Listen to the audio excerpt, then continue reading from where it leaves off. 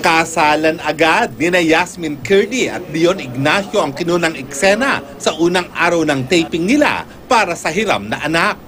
Pero sa gitna ng kasal, nilait ng lasing na karakter ni Rita Avila si Yasmin na gumaganap bilang si Miren. Nakatatandang kapatid ni Dion sa serye si Rita. Kasi dito sa storying to, kaya ganun si ate kasi parang naaagaw ng attention niya yung si Miren. Pero alam mo, hindi ko alam hanggang saan yung pasensya ni Miren. Ngayon lang muling magtatambal sina Yasmin at Dion, kasunod ng pagtatambal nila sa Kapuso series na saan darating ang umaga noong 2008. Batchmate sina Yasmin at Dion sa Starstruck.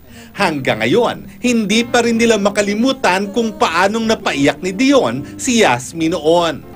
Tinawag daw kasi ni Dion si Yasmin na elepante at ngayon gustong magpaliwanag ni Dion. Di ba meron tayong show Starstruck Playhouse?